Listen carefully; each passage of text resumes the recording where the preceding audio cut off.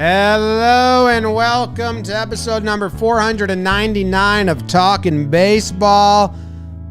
And we got some baseball to talk about, don't we? How about it? Let's do it.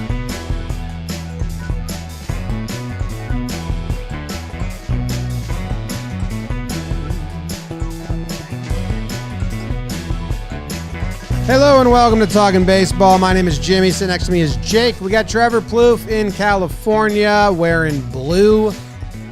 And producer BBD behind the dish wearing beer cans.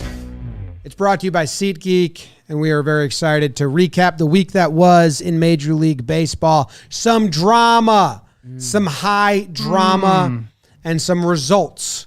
Almost every single game played was finished. And I can't wait to talk about it. Trev, how you doing in your matching blue outfit?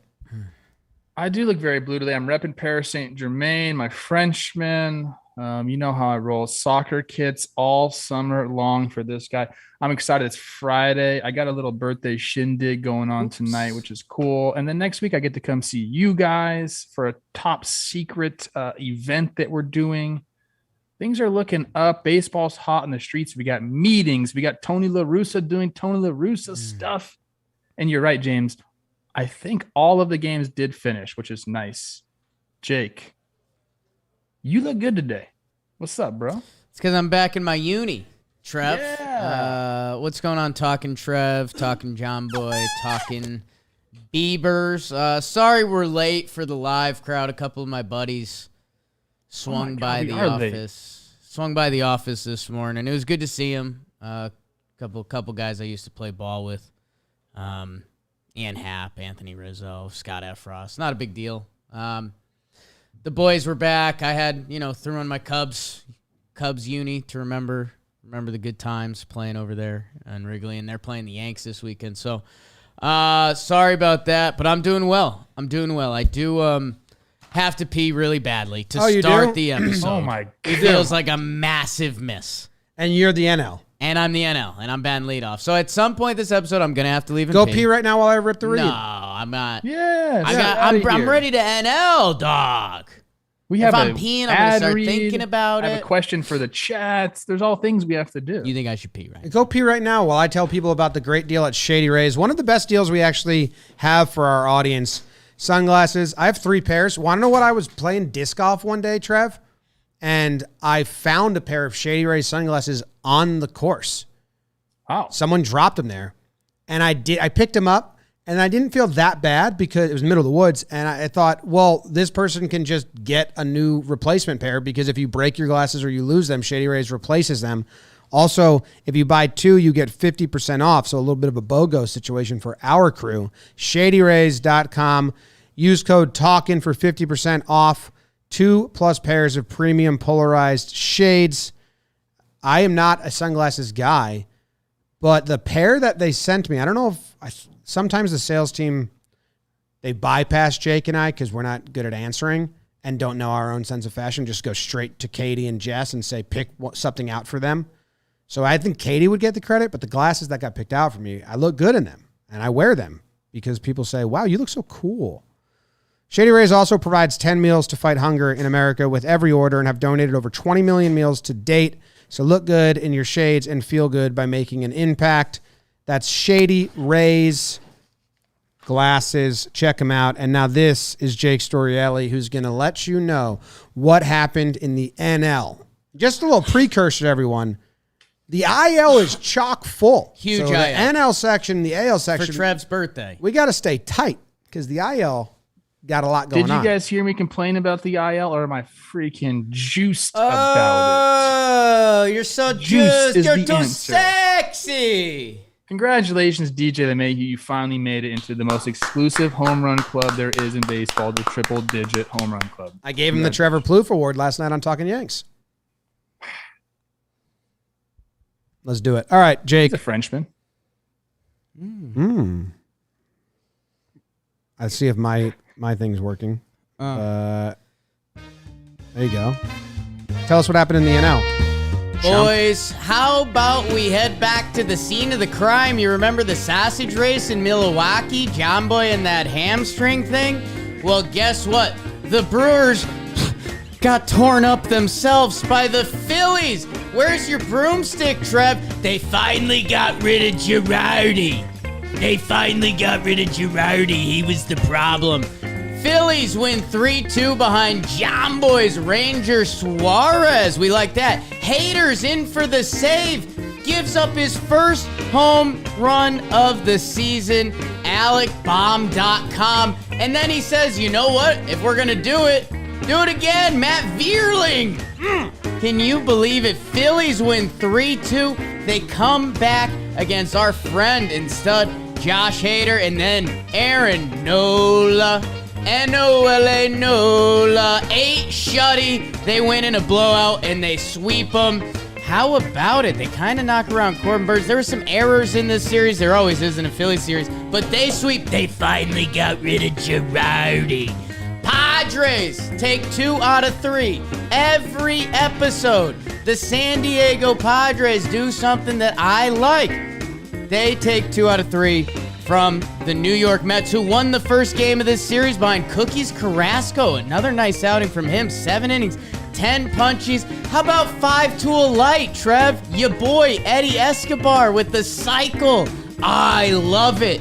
Too bad they lose the next 2 games. Manaea and Bassett, the former Athletics Bowl, on the final day. Bassett gets knocked around. Manaea outduels him. Big sweat. Tyler McGill coming back for the Mets soon. Darvish, he also had a good start in game 2. He had a no-hitter going in the 6th, but he was hitting Mets players. Alonso, scary. MRI negative. He'll be all right. Mets lose a series. Padres, I'm impressed.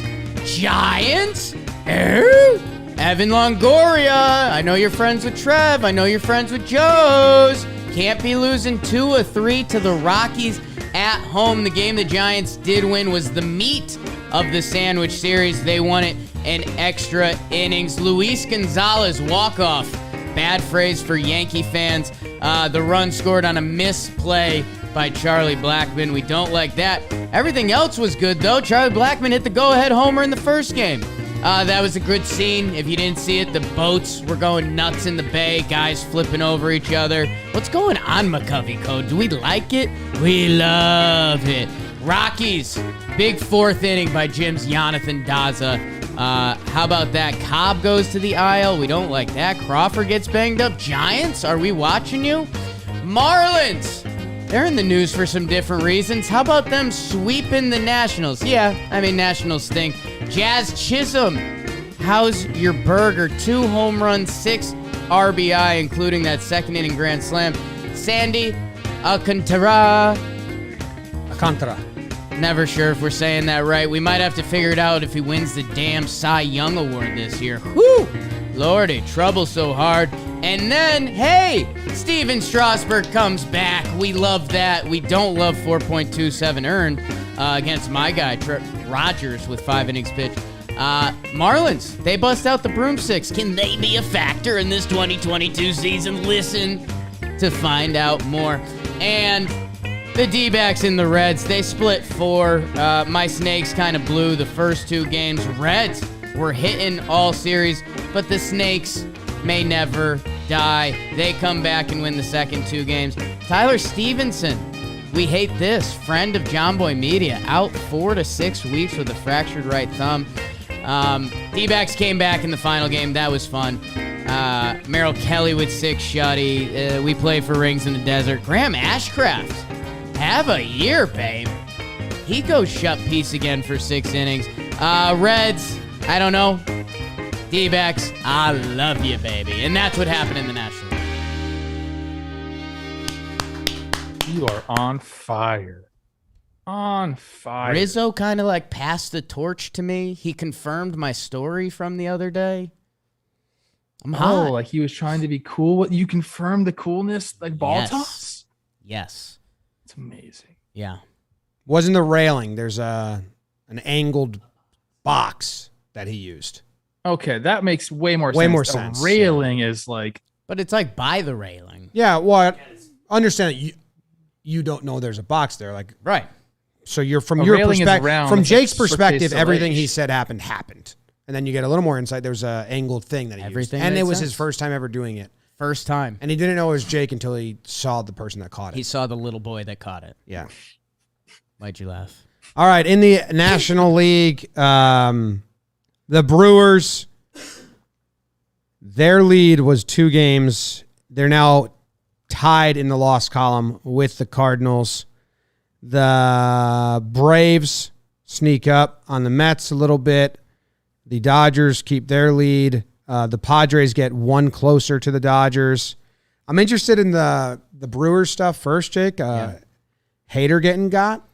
Hader gets got, our dude. And he'd been having like essentially a perfect season. Like he's definitely getting the invite to LA this year. Hadn't give up a ding dong. And then the Phillies, they get him. Bomb, who's, pretty good against lefties, but he's been a part of this season. Bomb.com.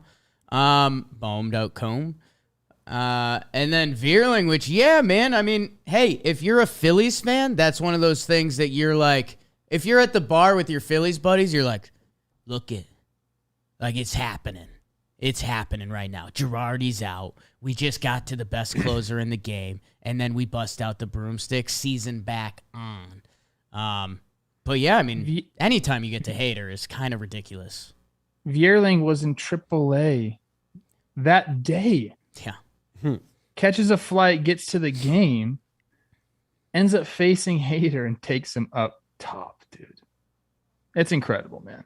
Those are the real fun stories. I actually saw Roger Davis talking about like a story with the Mets, and he did the same thing, but that's the magic. Girardi finally out of there, Now they got the magic. Topper. By the way, that's the nickname for Rob Thompson. Yep, Topper. You guys know that, but everyone else listening, we're going to call him Topper, so you know who that is. Manager of the Phillies. Topper's got the juice. And Gibby's texting me saying, I told you so. Wow. We're going to get on a roll. He said that before Girardi got fired. He said, we're going to get on a roll. And now Gibby's pasting himself in my text message chain here. Well, 3 more wins in a row, and he has to be Willy Wonka, right? They're at 7 in a row? Yeah. And he said if the Phillies win 10 in a row, he's got to dress up like Willy Wonka? Like Eno. Like Eno, yeah. Like Eno. Yeah. Shout out Eno Saris. Follow him on all his socials. Yeah. Follow him on all the socials. Actually, follow Eno Saris on Instagram because he posts some of his baseball stuff. Not as big of a following there, but I always give it a like when I see it because I'm like, all right, Eno. Thanks, Doc. I don't even think I follow Eno on Instagram. It's a great account. 7 in a row for the fighting Phillies. Yeah, we need them to get to 10, so Gibby's.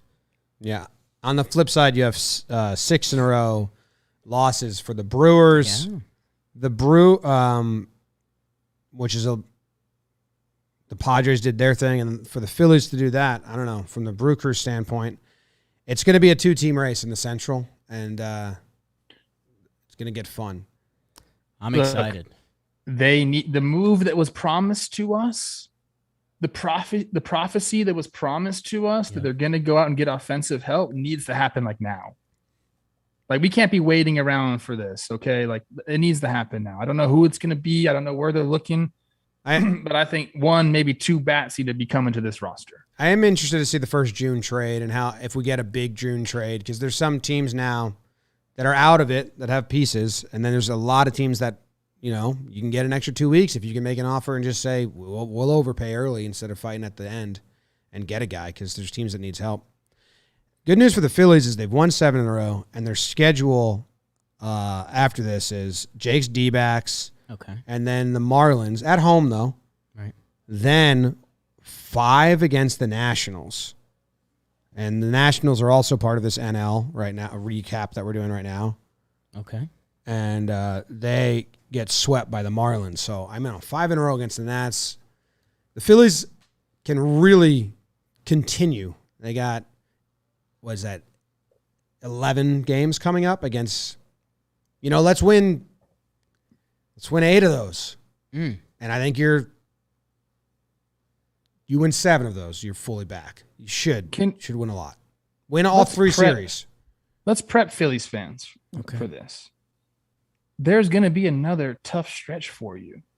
When your team is pretty much built on offensive production. Now, I know they got the starters and they did pitch this series. But when your team is mostly built around guys slugging. Like there's going to be some times where you go through a slump and you're going to lose some freaking games. You can't fire Topper now.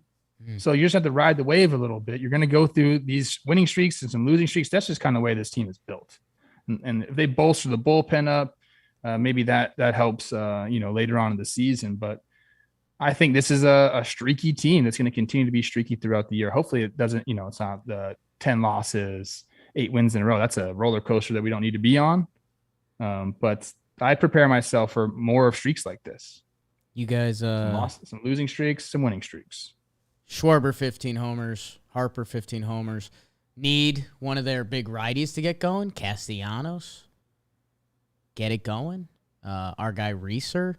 They're not having bad years, but if one of those gets going, you got the dual action. And hey, I told you guys last series, Bryson Stott, the kid at shortstop, it was all in one game, but he has a 4-hit night, Trev, with a yacker. Like that, he's playing second base this series. I think Odubel Herrera's been playing decent for them. So, a couple of things that have been holes for them. They've had an infield hole and kind of that center field. Odubel Herrera? Yeah. Odubel. Is that a different guy? Same guy. Which way is it said?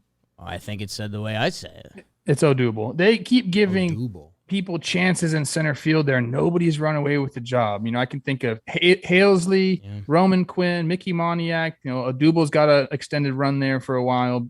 I think Kutch might even spent some time there a couple years ago, but that's been their hole. And to me, I come from the Twins organization that's had no problem finding center fielders. So I don't know. I guess I'm jaded in that regard, but I feel like you can find some people to go play that position. But apparently, no, that's tough. That is a troubled position. Yeah. Get some hitters. Go make the splashy trade, Milwaukee. Do it. Trev, you were talking to a guy from the San Francisco Giants, your friend Evan Longoria. What's up, dude? He's what do you mean? What's up with him personally? He's great. Besides commenting. Tampa Bay Lightning fan. Yeah. Go to Ducky's in Tampa and watch the game there because that's his restaurant. Rangers in 7. He's living life, man. Rangers in 7. In Joe's DM. He comments on all our social media. Thank you. Thank you, Evan Longoria. I told you, Longoria is one of the guys that keeps us in check. If we say some stupid shit on the show, he's going to come tell us you said some stupid shit on the show. The Giants are playing an odd brand of baseball right now. I know they got injuries, and it doesn't seem like a cohesive team in some ways. Their only win is a 2-1 walk-off. They don't put up a lot of runs all series, and now I think they're having a bad month of June, or just kind of like 500 ball. But the Padres, who are also part of this, are just winning. Padres are winning. They have the Dodgers coming up. That's what I was just going to say. So, man, if you're the Giants, the Dodgers have already left the station. They're gone. The Padres are leaving the station. They take down the Mets. Giants, I tiptoed them around them this preseason. They were, in my head, and this is totally unfair, and people will probably be mad about this, I kind of compare them to the Mariners last year on different scales. Like, the Mariners didn't make the playoffs. The Giants had one of the best records in, baseball history, so we're on different scopes. But both teams played a little over their skis last year, and I think the Giants are feeling the effects of that a little bit. 30-26. This is a team that won at a crazy pace last year. And we kind of did that analysis thing of when a beautiful team is a beautiful team, right now it's not as beautiful. And they're going to be in the wild card race. If you're around 500, I think a lot of teams are going to be in the wild card race all year. But they got to be careful, especially Dodgers. Big Dodger series this weekend. Maybe they were overlooking the Rockies and they'll just sweep the Dodgers, dude. That would be cool. Did they do any rest their pen? I'll get into some pen usage. I wonder if they did anything like that to set themselves up nicely for the Dodgers. Yeah. The other series here is the Marlins sweep the Nats. The Marlins have a closed-door meeting as a bunch of managers get fired. People speculated that it might have been about Donnie Baseball trying to save his job. It seems like it's not about that with some latest hearsay, but they come out and they win. They got the helmet now. They got the team meeting.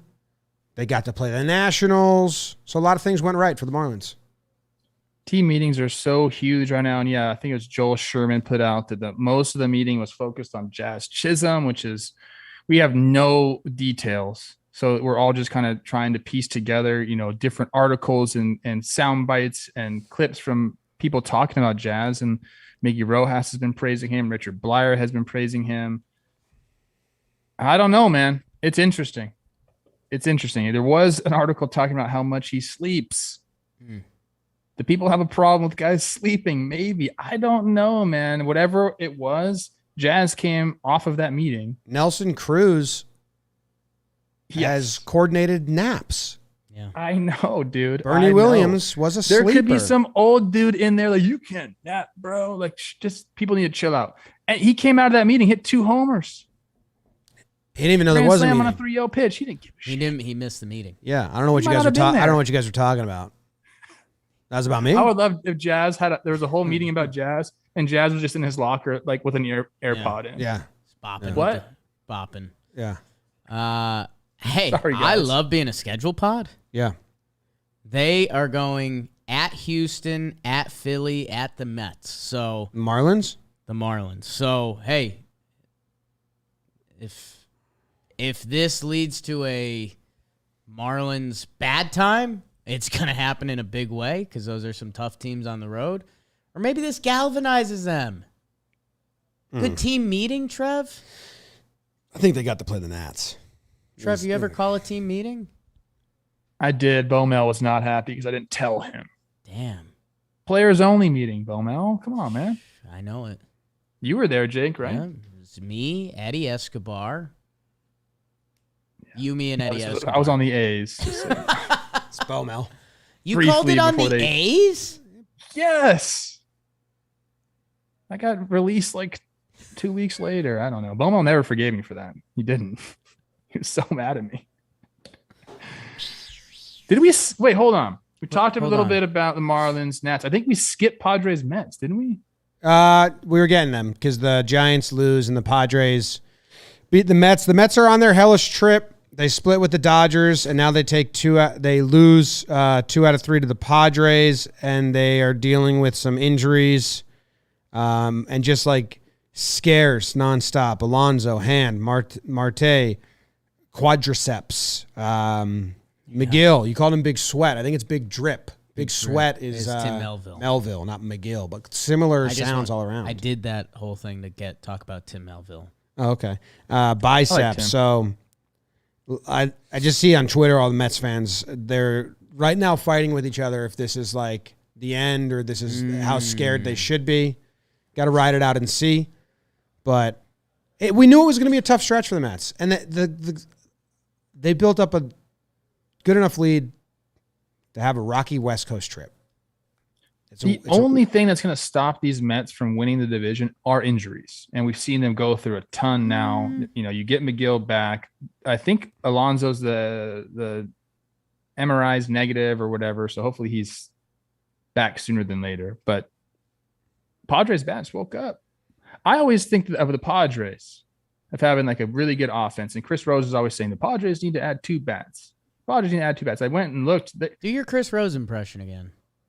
I can't. He's such a dork, man. Damn. I can't act that way. Okay. Padres actually, their offense isn't that good. So they do need to make some adjustments. In the outfield, they need to go get some guys. But every time I think about the Padres, I'm like, okay, Tatis is coming back. I always add that into their offense. I'm like, okay, maybe they don't need anybody, but they were alive. The bats were alive here in this series. They were crushing the ball. Only thing I'd change there, Jim, I think you had it. Mets, West Coast trip. Also, Scherzer's like actually throwing. He's on a timeline of comeback, so you can believe in that. Trev, the only thing I'd come at you. Braves, 6.5 back. A lot of baseball to be played. They're starting to win games. They got the Rats and the Nats coming up. Braves are going to be on their butt soon. They're the IL, so we can't do that yet. I agree with IL. that, but the reason they're making out games is because the Mets they've been hurt. Yeah. Hurt and playing the West Coast trip, but the Braves right now are 6.5 out, and we're a month away from the All-Star break, so I get it. I'm not saying I think it's a coin flip. Can't win this division. I'm not saying no, that. But it sounded like you said the Mets were a lock to win the division. After seeing both teams play, and we really haven't seen the Mets at full strength yet, because obviously DeGrom hasn't been there. But both teams, if you kind of look at the rosters and how they played it, I think the Mets have just been a better team. Obviously, the record is there, but I mean, just watching both teams at full strength, even Atlanta going through now, they're winning games. I don't know. The Mets have changed my mind about that entire division. I didn't give them enough credit beforehand, so I'm trying to make up for that by giving them a lot of credit now. They're a really good team, a World Series contending type team, but they need to get everyone healthy. Yeah. Well, McGill's back. He pitches today, so that's good. But they just keep getting scares, I feel like, nonstop. They had like the McNeil scare 2 weeks ago. They keep waiting for like the... Yeah. Well, I guess Scherzer was a real one. But Scherzer was wrong. But Alonso, up until then, Alonso goes down. McNeil goes down. Yeah. Lindor's finger falls off. Yeah. Dog attack, knee. Like there's just a lot of things that like it. It's just been every series. Like, is this a real one or is this not a real one? So, yeah. All right, that's the NL. You guys want to hear about the AL? Reds, good job, Hunter Green and Graham Ashcraft. Ashcraft, I told we have a Reds fan in the office now. He said something about Hunter Green. I said, I'm an Ashcraft guy. You're an Ashcraft stan. So if you could just like... Trevor Plouffe, 20 seconds. Longest losing streaks for the Mets, 2 games. They have stoppers all throughout the rotation. That's kind of why I like them. Also, the Braves, we'll talk about them too. Longest losing streak for them, 2 games. That's why they've been able to tread. I like both teams. I'm rooting for it to become a nice competitive race down the stretch between both of them, which I think it will be. And the American League, let me pull up my notes. Cubs just tagged us in a photo. Whoops. Wow. The Yankees went up to Minnesota to play the Twins, and it was a doozy of a series. The Yankees starting pitching staff all gets hit up. They get to Tyone. They get to Nestor. They absolutely crush Cole, his worst start, most home runs he's ever given up. The Yankees scored 10 runs in the first game and 10 runs in the last game. A big comeback in the last game to win the series. Some bats on the Yankees get hot that weren't hot. The Twins, they got a lot of hot bats. They run into some outs. They drop some balls. They kind of shoot themselves in the foot a little bit, but it was a pretty bizarre series.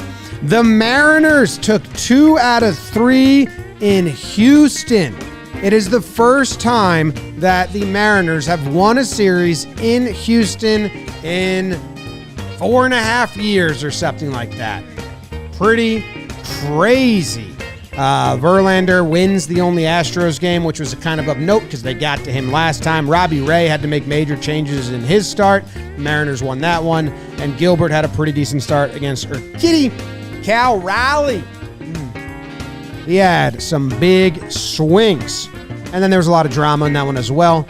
The Red Sox and the Angels played 4 games. The Red Sox won game 1, 2, and 3, which means the Angels had a losing streak that got up to what? 14? 13? 14. Huge losing streak as Phil Nevin takes over the managerial decisions. The Red Sox won 2 games this series, 1-0, which they haven't done since like 2006 with Josh Beckett and someone else.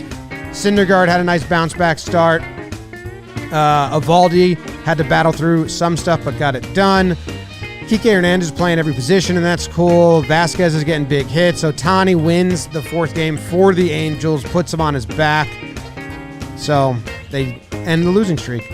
Blue Jays and Royals played 3 games. The Blue Jays clobbered them games 1, clobbered them games 2, 8-0, 7-0. And then the Royals stick up for themselves in game 3 because Kikuchi walks almost every batter he faces in the first inning. And from there, the Royals said, all right, we'll just win now. Appreciate you. Rangers and Guardians got rained out on the first day, so they had to play a doubleheader. They split that day.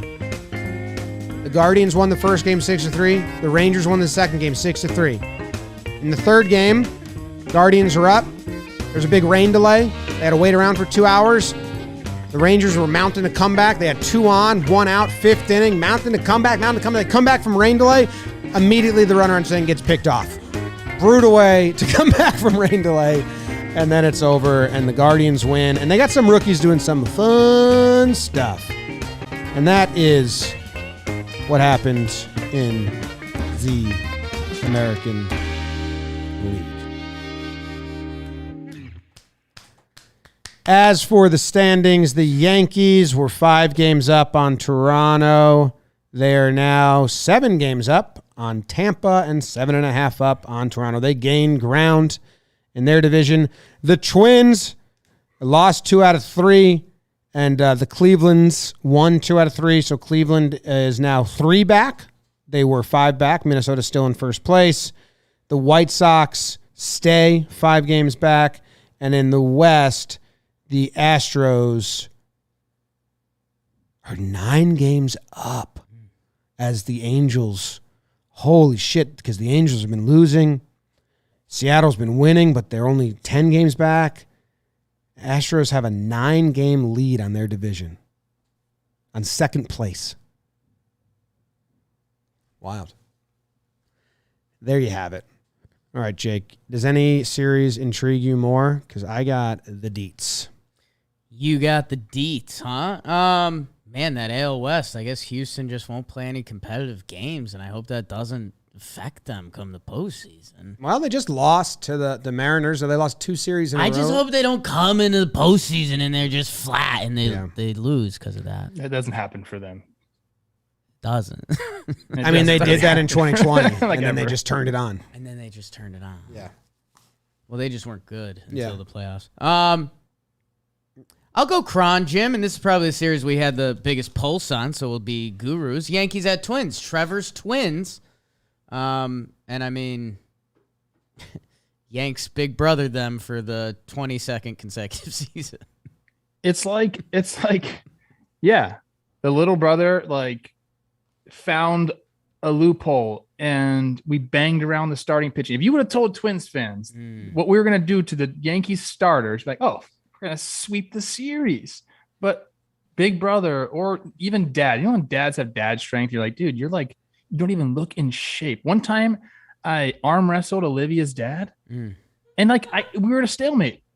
And this is when I'm working out freaking all the time. I was really strong. And sometimes dads, older brothers, they just have it. The Yankees just have it, dude. Olivia still win the series. Do you think she was proud of her dad or disappointed in you? Probably a little bit of both. Yeah. She probably looked at me a little funny. That I don't know if she was there. I think him and I were just doing it one day, drinking some wine together. I'm not an arm wrestling guy anyway. So some people are just arm wrestling. They just have the form. He's got big old forearms. I don't. Yeah. But anyways, it's embarrassing for me a little bit. Embarrassing for the Twins this series. I told you yesterday, I'm out there having a grand old time cooking some tri-tip on the grill. See the Twins tear up Garrett Cole. I turned the TV on. It was already 3-0, back to back to back. So I missed that. First 3 batters of the game 3, hit homers. It hasn't been done that much at all. And it was on 4 pitches. So it was homer, foul ball, homer. And Arise hit a changeup out. Buxton hit a slider out. And then Correa hit a fastball out. So it's 3 different pitches, 4 pitches. Buxton ambushed a slider. Arise is his 2nd homer of the year. And they just switched Arise as the leadoff batter against righties. So that seems to be a move that they like right now, is they started games pretty well, the Twins did. Jake's D-backs did it most recently, the first 3 batters hitting home runs, 2019 and 2017. Got him again, too. Yeah, and then we get him later on. 5 home runs off Garrett Cole, and the Twins lose that game. Mm-hmm. They made some mistakes, the Twins, and they talked about it. And their quotes were that the mistakes we made aren't going to be hanging around. So we just got to hang our hat on the fact that our offense hit, and then they need their pitching to get healthy and better. So according to Rocco and them, they were like, well, that sucked, but there's a lot of good. Their offense is really good. And they're missing a lot of starting pitching, the Twins. Yeah, they're banged up. They are. And the Yankees find ways to win. And my biggest thing about the Twins in recent years is the lineups have been there. I know, playoff baseball, sometimes the lineup still hasn't produced as what it had done in the regular season, but it is what it is.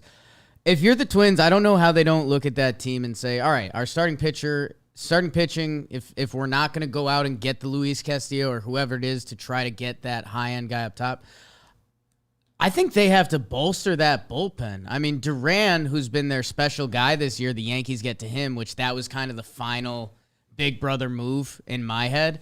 But if I'm the Twins, I say our starting pitching, almost look at it Red Sox style, and like whatever efforts we're going to get from guys, let's get that. But let's get some guys in the pen that if we are ever up and our offense goes nuts like this, we know we're going to hold on. And they've just never truly had that. And they traded. Yeah, tough man. Rogers, excuse me. Yeah. Traded Rogers. They sure would have liked to have Gratterall probably, although Maeda's been good for them. I mean, has not this year, but in past years. I was watching the first game, and it was the Duffy-Rizzo matchup. And I know Tyler very well. Duff's a really good dude. He got scared off his heater there, man. So he gets, I think it was 2-0. He flips a curveball to Rizzo. And I think at this point, the game is only like a 1-run or a 2-run game. Flips a curveball 2-0 to him. Just flips it right up there. Rizzo takes it, throws another ball to get the 3-1. And you could tell Rizzo was just sitting on the off-speed pitch. He's like, you're too scared to throw me your fastball in these hitters' counts. Like, you're going to flip that thing up again. And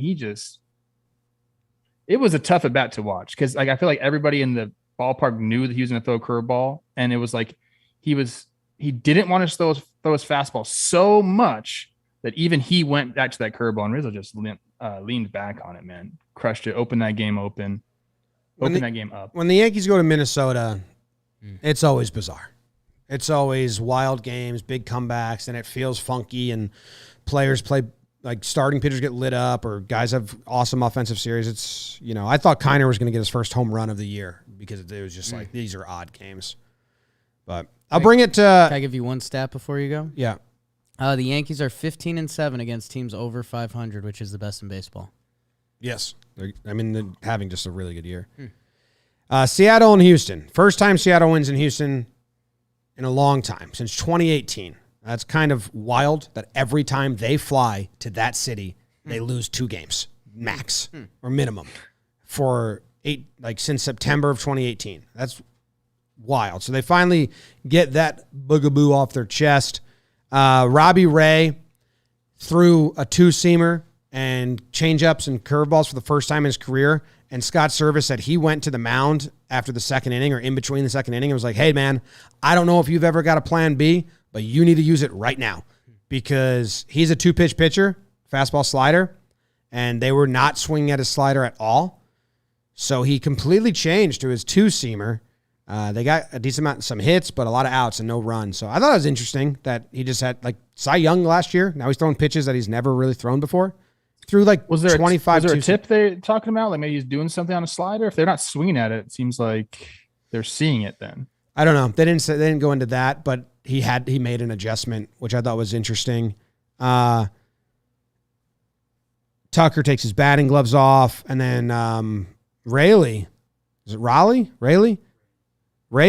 had some big homers here in key moments in games 1 and games 3. They obviously have the big dust up where they're throwing at each other and they're getting mad and they're yelling. And then Julio Rodriguez hits the home run to kind of squash that right afterwards. Jordan keeps driving guys in. He's having a good post-signing career. But I thought watching all this, Seattle just fought, man. They just they got down, they got back. They went down 1 run. J.P. Crawford singles to get them back with a 1-1. They go down 3-1. They get back to go 3-3. They just kept fighting. So cool to see that. I don't know. Houston's division, though. It's not, they're up 9, and they're going to get better and keep going. Yeah, they're a very good ball club. I'll say this. Mariners have now won 4 series in a row. After losing like 4.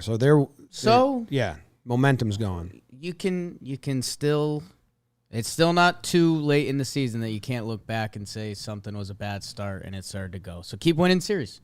That's what we told the Mariners in their fun season last year. Yeah. Keep winning and we'll keep talking about you. Some Mariners fans were like, when the fun differential started happening, because remember they had a bad start last year, it was around this time, and then they just kept winning, so hopefully it's enough. Maybe they got sparked by the midweek episode. Maybe. Toronto and Kansas City. Kansas City has the worst record in all of baseball, so I'm not going to spend too much time on that side of things. But Toronto hit in the first game. Bo, Vladdy, Espinal all homered. Then game 2, it was 2-0 after 6, so it was pretty close.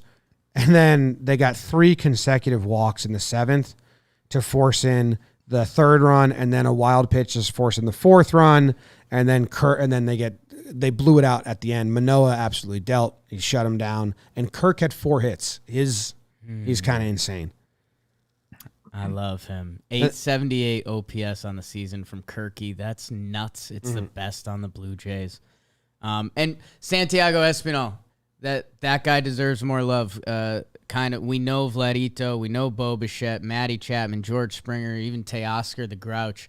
Santiago Espinal, we've mentioned him even, on our All JM team episodes. I don't think he's gotten the pedal yet. His numbers are starting to get into a very nice territory, and he's a guy, when you watch a Blue Jays game, it feels like he's everywhere. He makes plays in every facet of the game. Salvi hits a triple. Ooh. That's exciting. First time in 5 years. Santana goes 4 for 4. The Royals win game 3. Kikuchi couldn't get out of the first inning. I think he walked 4 guys and only gave up 2 hits, and they had to take him out before he could get out of the first inning. Not good. So hold on. Gabriel Moreno, prospect that they said called up. He hasn't played yet, or did he not get called up? What happened there? I'm looking right now. He hasn't played yet, but that was like the news 2 days ago that he got called up. Someone in the chat, let me know what happened. Well, Danny Jansen got injured. They called Moreno. They have who's the other guy they have that's a former first round pick, like 10th overall pick there. They traded for him from the White Sox, I believe. Is that Collins? We were talking about that on Baseball Today. Like they're going to have 3 catchers because they can't keep Kirk's bat out of there. If you call up Gabriel Moreno, who's a top prospect, you're going to play him. So they're going to switch those 2 guys off between catcher and DH, most likely. Then you have to have a 3rd catcher because if one gets hurt, you lose your DH. It's an interesting thing. They got like 3 pretty good Fangraph says that Gabriel Moreno will likely be recalled from the minors. They're saying he's going to be active today. Okay. Yeah. So the news was they were planning on calling him up. They had the off day yesterday, and then today will be his debut. Interesting. Haven't they been running with 3 catchers, and like this is a Jansen replacement because he got injured? I don't know if they had 3 catchers. I don't think they did because they called Zach Collins up as well. Right, and Jansen. But they definitely started the year with 3. Blue Jays fans. Yeah, maybe. Sound off. Yeah, let us know. Update us. Moreno's supposed to be a real one, man. I think Passan just wrote an article that this guy's supposed to be the dude, and then a little weird late night passing last night. What's up with that, bro? He's having fun. Fill off the gummies. He's having fun. Red Sox are kind of rolling. They get the Angels at a good time. Cora shaved his beard, and ever since then they've been taken off. Wacha, look at his stats on the year. He throws a complete game. The Red Sox now have 3 complete games on the year, which is 2 more than any other team, and 3 different pitchers have done it. Verdugo goes 1st to 3rd to score in game 1 when they won 1-0. In game 3, they won 1-0, or 1st to home, I'm sorry, and Verdugo went 1st to home, and that's how they got their only run in the 2 games they won. 1-0. In the other 1-0 game, it was Eovaldi. He only went 5. He was struggling and laboring. He said his hip hurt. His velo was down by 2.5 miles per hour, and he got 0 swings and misses on the fastball. So it was a grind of 5-0. Trout homered and doubled after like his longest stretch and then got injured. And then the game 3 lineup without Trout for the Angels fans was one of those like kind of meme lineups where you posted around. You're like, look at what we're doing. A meme lineup? I like that. Yeah. And then the other thing I found interesting was that I've been asking on this podcast, what's the plan with Houck? What's the plan with Houck? Well, Cora finally came out and said it. He said he is going to be a high leverage reliever, 2 innings max. So no more. He was bulking with Whitlock for a little, but no, and he pitched well in game 2 to get the win, which went to extras. And then the Angels went all nickelback and lost 1-0, so that's a tough look.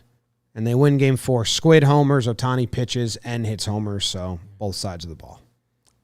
You know, I've got a couple Yogi-isms, Trev. The only way to stop a losing streak is to stop a losing streak. So you put it in your rear view, it's 14. That's a big one, dude. That's Trev, I loved talking base, or I think Jimmy posted the shot of teams losing streaks, and one of your Twins teams snuck on there. You were hurt.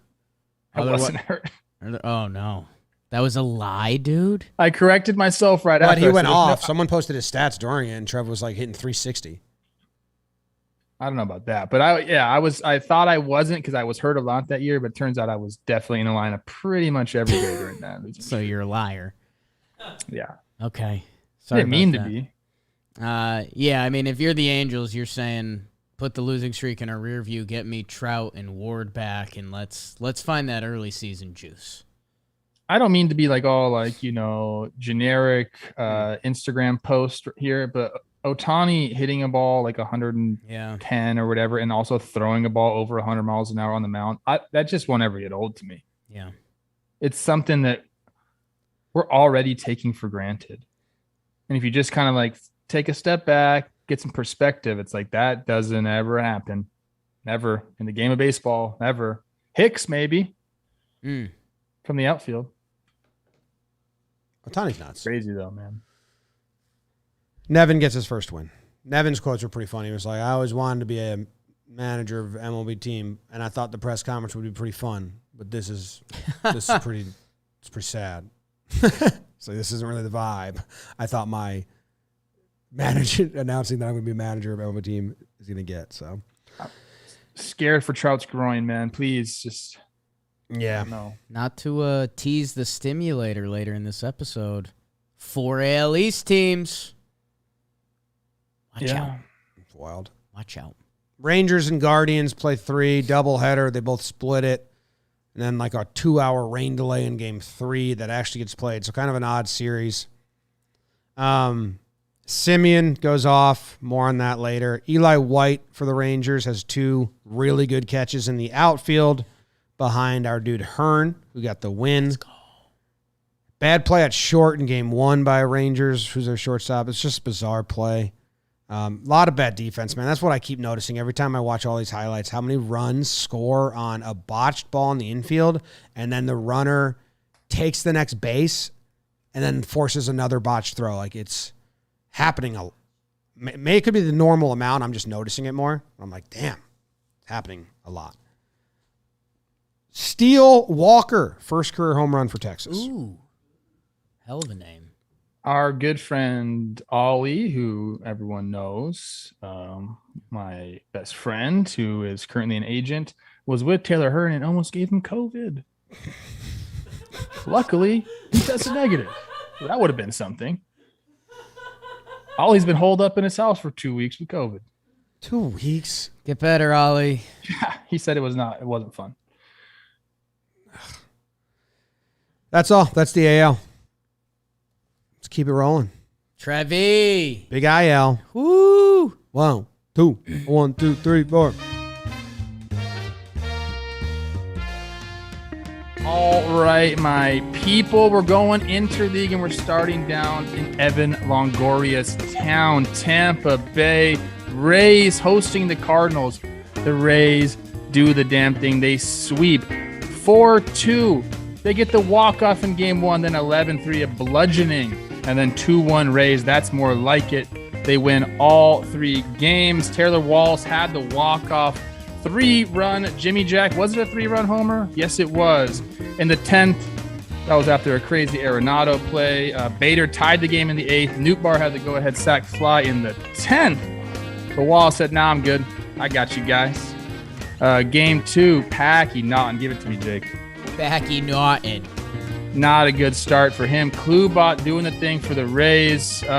Big offensive day from the Rays. They do it. Molina had to come in and pitch. 11-3 Rays in that one. And then the last game, 2-1 Rays. They win. 2 really good pitching performances there. McClanahan and Michaelis. Choi had the 2-run homer in the 4th. A lot of different stuff. Fast game there, that last one. Rays get the sweep, though. Cardinals kind of what is you doing, baby? But it's the Rays. No big deal. This was an interesting series here. Dodgers go into Chicago. They take 2 of 3. Tony La Russa had some stuff going on. I'm sure we'll talk about that. It went 4-0 White Sox in the first game behind a nice Kopech start. And then the Dodgers took the last 2, 4-1, and then 11-9. Like I said, Kopech really good in that first game. Pollock had the go-ahead 2-run double in the 6th. Kind of hate him, kind of love him, never know. Game 2, Dodgers win at Gonzalez, of course. 6 innings pitched, 1 earned run. Smith with the go-ahead 2-run homer. That was in the first inning. That's all they needed. Last game, crazy. We'll go into it. 11-9. A lot of stuff happened. Max Muncy's back. That's what they're saying. Dodgers take 2 out of 3. Athletics at Braves. Braves sweep. It was a 2-gamer. Braves doing what they need to do against the A's. 3-2 in game 1, and then they added a 10 spot, 13-2 in game 2. Kyle Wright did it for the Braves. Swerve and Irvin, my guy, gave up a couple long balls to Acuna in game 1. He did some stuff, Trey Young stuff that everyone loves. Game 2. This is an interesting stat. We know they killed him. All 9 starters in Atlanta's lineup scored a run. You're going to win the game when that happens. Braves sweep. They take 2 from the Athletics. And then the there's more series. Tigers at Pirates. Ooh. Tigers get the sweep. 5-3 Tigers, 3-1 Tigers. Skubal kind of doing it. 7 innings pitched, 3 earned runs. Torkelson had the go-ahead RBI double. Castro 2-run single in the 4th, game 1. And then, how do you say this guy's name? Fadu?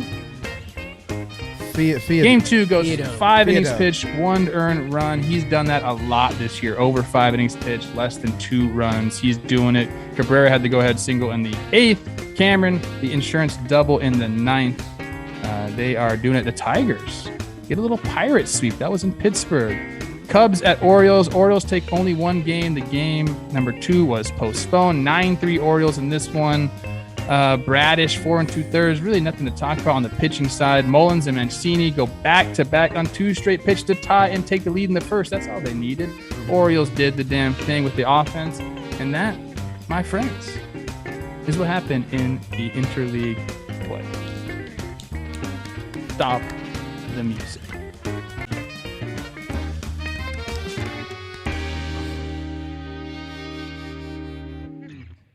These are fun series for me.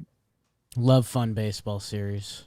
Now, I can't tell if Cardinals-Rays is aesthetically pleasing. I don't think it is. Depends what the Rays are wearing.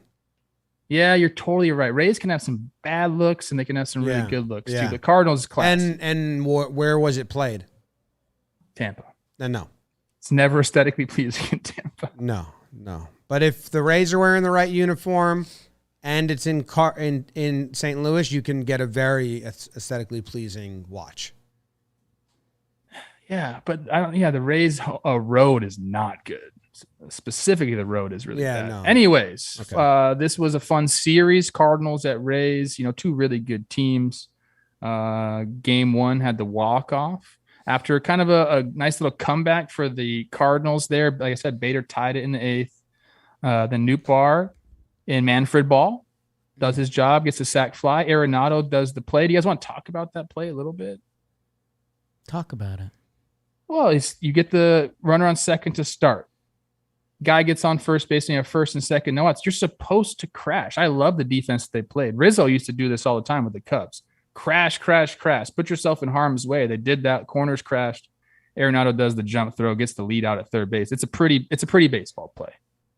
And you're thinking, hey, Cardinals, this is what you're supposed to do. And then Taylor Walls says, I got you guys. Off, I think it was a changeup off the foul pole. Nice piece of hitting there. So please go watch game 1. Please go watch the Arenado play. Trev, I always laugh when I consider myself a defensive third base connoisseur, and then I think about your career. The Arenado play, I'm an Arenado's the best to play third base. I know you're kind of a Chapman guy, and if you're really baseball nerds, you could have that debate at a bar all day, and you'll have different sides to the argument. What Nolan Arenado did on that play is different, and I tweeted it out. To be a really good third baseman, you need an incredibly strong arm, you need amazing natural reaction time, and you gotta be a little nutty.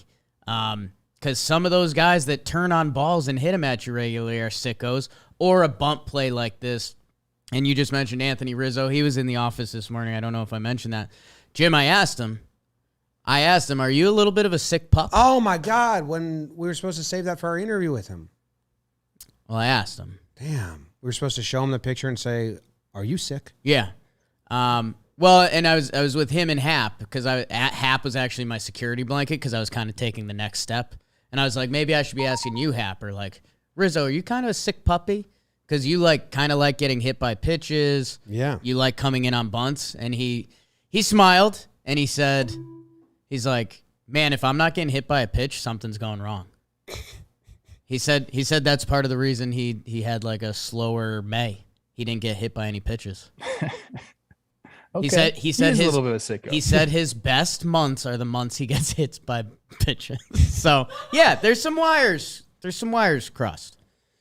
Just means that there's got to be another level that like means he's like in the right space in the box and hanging in with curves and all that shit. Yeah. Don't tell him that though. That's the play was great. It's the way you're supposed to do that. You leave the person who's bunting no choice, or you have nowhere to go with the bunt. The pitcher's going to stay home in the center. So maybe you try to go to him because they're usually bad fielders, but first baseman charging, third baseman charging, shortstop goes to third, second baseman goes to first. You have your pick of where you want to go.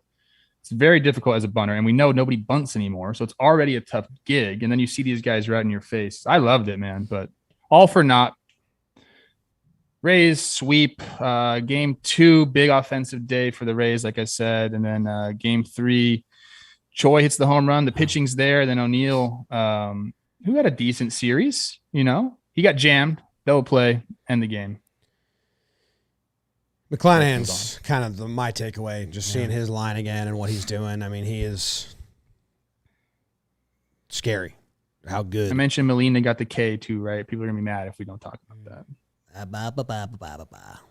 Kittredge, I didn't see this as I was going through. He's having surgery, going to be out a month. It stinks. They'll find another. Yeah. Rays Ray. They raid. Bottom line. Dodgers, White Sox, very aesthetically pleasing series. One of my most aesthetically pleasing series you could have is White Sox, Dodgers. I love that combo. Kopech does it in game 1, although his counterpart White also pitched pretty well. Price came up and he gave us some inherited runs up. Dodgers kind of capitalized on that. Or excuse me. All right, White Sox capitalized on that. And that was kind of the story. Another good game, game 2. Gonsolin pitches well. Berger, if he hit a home run every day, I know he got hurt, which really messed me up there at the end. But every time I look at Jake Berger, he's hitting a homer. Obviously. Every time you say Jake Berger, I get an inch taller. 5 hits, 3 extra base hits. He had the 2 home runs. Pollock, 2 extra base hits, 4 hits, but no other White Sox player had 3+ hits. Not a real great time swinging the bat for them. Oh my God. The third game is what everyone wants to talk about. Tyler Anderson. Trev, before you get into it, I just Tony Gonsolin, 6 innings, 1 earned run. Yeah. It's every start with this dude. And then he goes on Twitter or Instagram and he goes, meow. It's like, this guy's the best. I don't like that part. I love that part. Like this guy shoving it, and then just getting on and putting a cat meme. I don't know if I like that part. All right. Trev, go on. I'm sorry. This is crazy, man. A lot of offense, obviously. Dodgers have a big 5th. They score 6 in the 5th. Tony La Russa's starting to get, scared a little bit there. And then in the 6th inning, Trey Turner's up. Freddie Freeman's on first base. They have a lefty in. Wild pitch. Makes it 1-2 on Turner. Freeman goes to second base. Then Tony La Russa decides to intentionally walk Trea Turner. 1 and 2 count, my people. Doesn't trust his own pitcher enough to throw some waste pitches to go for a strikeout. Intentionally walks him 1-2. And you know what? A guy like Max Muncy, who plays baseball well when he has a chip on his shoulder, he loves to think about the A's disrespecting him and not giving him a chance. He loves shit like that. He gets disrespected. I don't care who you are. If someone ahead of you gets intentionally walked on a 1-2 count, that is so fucking disrespectful. The Yankees AAA team walked the person in front of me when I was like 30-something years old, had a long big league career. They walked the player in front of me. I got so mad. So mad. I started concentrating. Wasn't really caring at that time. I laced the ball that at bat. Tyler Wade caught it for an out. But then I ended up walking, I think, or at least a go-ahead homer in the 8th against Fire Eyes in because I was pissed. Why the fuck if are they hadn't walked the guy in front of people me in the minor leagues? They intentionally walked the guy in front of me. But why would anyone intentionally walk another batter in the minor leagues where you're practicing it pissed me off to build your skills to become a major leaguer? Hey, don't know. maybe your pitcher can learn more by facing that dude. Who was the guy that was like blonde-haired kid that was a pitcher for the Yankees, stocky dude starter that was going to be a guy? Chance Adams. Yes. He was pitching. I laced when Tyler Wade stole a hit from me. Then I hit a homer off. I know I like to talk about myself. I'm sorry, but that pissed Max Muncy off. He hits a 2-strike homer, 3-run homer to left. Afterwards, James, you didn't have to read his lips. Other people did it for you. I don't think this is as bad as everyone made it out to be. It's bad. He should have thrown some waste pitches and not intentionally walked them only because of the bulletin board factor, like you're saying. But he just threw a wild pitch. So can the pitcher throw waste pitches if like he just threw one that advanced the runner, because then you advance the runner again? And if the first base was open when the at-bat started and he puts him on first, no one cares. As soon as first base opens, he puts him on first. Trea Turner's numbers are better with 2 strikes than Muncy's against lefties this year. Also, people throwing career numbers out kind of weird me out because like you're not taking Muncy's 2016 and 17 season into account when you make that move. Like guys, he's not. Like guys have. I think you can.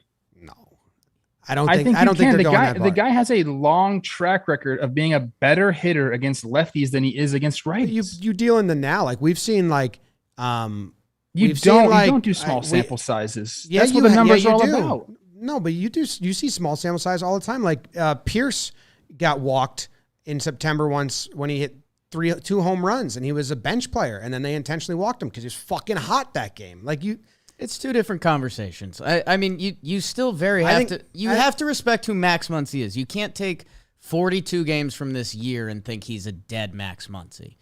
You can think he's going through it right now. Potentially, but he's still back. Goes... He was injured. He's feeling good. He's back. There's too much of a track record against lefties to say, oh, this guy all of a sudden sucks against lefties. That's just not the case. I agree. I would have told him to just throw waste pitches because I think the bulletin board material is the worst thing about it. But I think the first base suddenly opening and then like when people first told this and I was reading it, that nugget was left out. And I was like, why did he decide 1-2? Like, did he just get the stats? Was he like not making up his mind? And that was really bugging me out because that's really weird to wait till, and then I had to find out on my own that was when first base opened. I was like, oh, at least that like, there's some semblance of sense there. Cause the other way I was like, I was driving around trying to figure it out. But people are going to get on La Russa when he does anything. I think he should have just wasted more pitches. Yeah, that's what everyone thinks. If you have a major league pitcher on your roster, you have to trust him enough to be able to throw some strikeout pitches. Like any pitcher can do that. Like at least give him a chance. Trea Turner's pretty good on a heater. And Max Muncy's really good against lefties. Throughout his career, 850, like 30-point difference in OPS against lefties and righties, higher going to the lefties. Like I agree. I just don't think I would take career numbers into effect as much as I guess other people would. I was like shocked when people brought him up, but if Max Muncy was older, I agree with you. But I mean, Max Muncy's 31. Like he was hurt. Like the pitcher should have bounced pitches. It got blown up more because it is La Russa, and they've got a target on your back. He's always going to have the target, but you got to bounce those pitches. And his post-game press conference is so silly. People talking about that? Like, yeah, man. Like, you don't think anyone's talking about that? Chris Rose said that he hates dealing with Tony Russa because this is how he addresses questions. If someone asks him a question he doesn't like, he asks them the question back. And that's a sign of like you're trying to defend something you know is probably silly. I do think it's also funny, the circle of life. Like some of older baseball fans were laughing. I saw because they were like, La Russa is like one of the first managers that leaned on stats, like before our time. But he was the young manager that came in and started using all these stats. And now people just pigeonhole him as because he's old, he doesn't like him. And then I read some people that are like, no, that's like what he was, which is just interesting because I don't know if that's true. But if there's probably like 4 good 2-strike hitters in all of baseball. That's all I'm going to say. I will say this. When I looked up Turner's numbers with 2 strikes, I was like, damn, that's not what you usually see. Was it 258? But like, there's no slug. There's nothing like that. No slugging at all. Yeah. He just turns into a slap hitter, which makes sense. He's a speedy guy, and he's got 2 strikes. He should just swing for singles. But usually 2-strike numbers are bad. Here's the thing that the Dodgers just don't really have holes in their lineup. So if you're going to walk one guy to face the next guy, it's going to be a guy like Max Muncy or Will Smith. Like these guys are going to get you. So the Dodgers, even after the game, were thanking Tony La Russa for giving them Max Muncy back. Cause I think that this is a time where you probably get that edge back. So if you're Max, you got the confidence now, you're pissed. It's the kind of guy he is. Haven't looked at that Dodgers lineup like 1 through 9 in a while. Pretty good. Cody Bellinger, Chris Taylor, Gavin Lux, 7, 8, 9 is pretty. It ain't bad. Braves sweep the A's because that's obvious. The first game was pretty good. Acuna. Both these games, the A's get out to 2-0 leads. Laureano, 2 RBI single in the first. Ooh. Acuna hits 2 home runs. He does like this Trea Young, the ice tray celebration that people love that. And then Heredia had the go-ahead home run in the 7th. I believe Jansen got the save there. So that's just how you want things to work out if you're a Braves fan. And then it was, bring the bats day for the Braves. I told you all 9 starters in Atlanta's lineup scored a run in that game too. Ozzie Albies, 4 RBIs, 3-run homer. Young Thick did the damn thing. The Braves getting going. This is also a very aesthetically pleasing series for me. I like it. I'm drinking Braves Kool-Aid hard. That's kind of my final statement. And I forgot about Ramon Laureano, and I hope he gets traded to a contender this year because I love watching him play. Okay. Good stuff. Sorry, yeah, Ace. like an RBI single in the first, he scored in the first to go up 2-0 again. Like the Braves or the A's were thinking they were going to win these games, and then they didn't. I've been part of a lot of teams that do that. He added an insult to my vocabulary that I can't say on this show right now. I remember, and I quote, it was Pussy Boy, and I unquote. I like that. Yeah, that's good. He asked me, I said, did I get your lip reading right? He said, you got everything, except you didn't get when I called him a pussy boy. And I said, I didn't know people called people that, Ramon. That's my bad. That's on us. My bad. Are you mad that, I think it was Blake Harris, who covers the Dodgers, had the Muncy lip reading just right out the gate? People are trying to, No, we had it too. To do it. I think John Boy Media had it out really quick too. You could, leave the lip reading to us. No, you can do it. It's easier. Not me. Not me. Sometimes I can get it when others can't, but there's help out there. I'll take it. The lip readings take so fucking long that I'll take it. I got to run at some point because the Rizzo and Hap visit pushed me back, and I promised Katie I would not miss my train. So I'm going to give my award out. Or it's more my standout. Yeah, it's Semien.